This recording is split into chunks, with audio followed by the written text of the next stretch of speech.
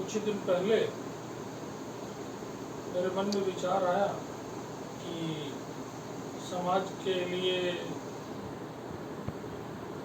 कुंडली का विश्लेषण मैं करूं, और उसके लिए मैंने एक लेक्चर ऑलरेडी दिया है कि कुंडली का क्या महत्व है। अब मैं धीरे धीरे चाहूँगा कि हर कुछ दिन बाद कुछ विशेष तथ्य जो हैं, जो कि अनुभव आधारित ज़्यादा है और उसमें थियोरेटिकल कम है, प्रैक्टिकल ज़्यादा है, उसे मैं आप लोगों के साथ साझा कर सकूँ। आज मैं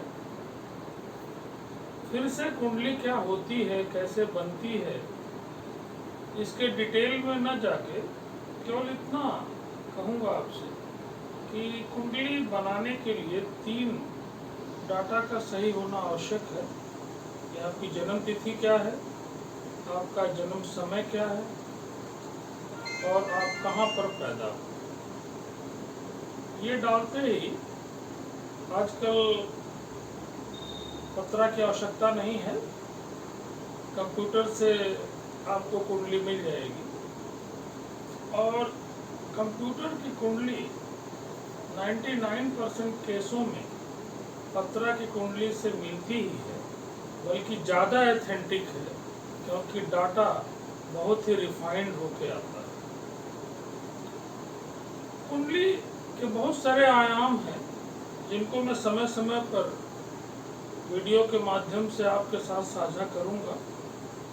आप उसे पढ़ सकते हैं, अपनी कुंडली पर आजमा सकते हैं, दूसरों की कुंडली को भी आप देख सकते हैं और एक तरह से आप कुंडली सीख भी सकते हैं।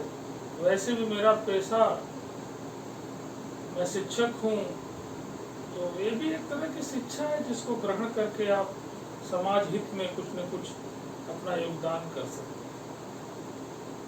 कुंडली में कुल 12 घर होते हैं, जिसमें हर एक घर का अपना महत्व है। जो कुंडली में सबसे ऊपर घर है, जिसे हम लग्न कहते हैं, आज मैं केवल लग्न संबंधी कुछ बातों को विचार करूं। लग्न एक तरह से जैसे शरीर में सभी अंगों का अपना महत्व है, लेकिन सारे अंग अगर आपके स्वस्थ हैं और आपका दिमाग थोड़ा सा भी, एक भी सीक्वेंस अगर बदल गया अंदर में, तो फिर सारे शरीर की उपयोगिता वो न के बराबर हो जाएगी। उसी प्रकार से मेरा अनुभव ये कहता है कि जिस आदमी की लग्न मजबूत है, उसके लिए बाकी ग्रहों में अगर थोड़ा मोड़ा कमी भी है, परेशानी भी है, तो भी उसका जीवन सुगम और सरल होगा ही होगा। अब सवाल उठता है कि मजबूत लग्न किसको कहें, तो इसकी बहुत सारे फैक्टर हैं इसको नापने के कि लग्न हमारी मजबूत है या कमज़ोर है। उनमें बहुत सारे चीज़ों पे आप उसको उस कसौटी पर देख सकते हैं कि भाई लग्न जो हमारी है वो कितने अंशों की है, उसकी डिग्री कितनी है, लग्न का मालिक कौन है, मालिक हम स्वामी भी कहते हैं, लग्न का लॉर्ड या स्वामी कौन है, लग्न के दोनों तरफ जो ग्रह हैं वो शुभ हैं कि अशुभ हैं, एक तरफ ग्रह है कि कोई ग्रह नहीं है, साथ साथ लग्न के स्वामी कहाँ पर बैठे हैं, वो अच्छी जगह बैठे हैं या अच्छी जगह नहीं बैठे हैं, लग्न के स्वामी की डिग्री कितनी है, लग्न के स्वामी के साथ कौन लोग बैठे हैं, लग्न के स्वामी अपने मित्र के घर में हैं कि लग्न के स्वामी अपने शत्रु के घर में हैं, साथ साथ लग्न के जो स्वामी हैं वो जहाँ बैठे हैं उससे 6वें 8वें और 12वें स्थानों पर क्या पोजीशन है, क्या स्थिति है। इन सारी बातों को जब आप देखेंगे, इसलिए मैंने पहले लेक्चर में कहा है कि रिसर्च की तरह ही जब बार बार आप देखेंगे, सूक्ष्मता से निरीक्षण करेंगे, तो चीज़ें नई नई निकल के आपको आएंगी।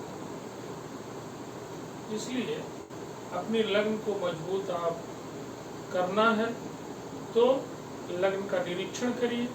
अगर लग्न मजबूत नहीं है तो उसको मजबूत करने के उपाय जरूर करिए। उपाय देखा गया कि पूरी तरह उपयोगी हैं, पूरी तरह फलित है।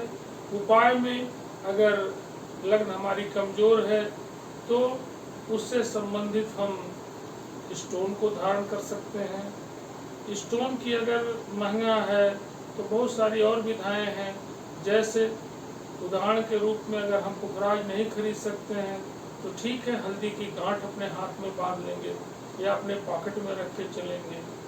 इसी तरह से और सारी चीज़ों का भी उपयोग कर सकते हैं। और साथ साथ पूजा का, देवताओं का, जो ग्रह के स्वामी हैं उनकी आराधना का विशेष महत्व है।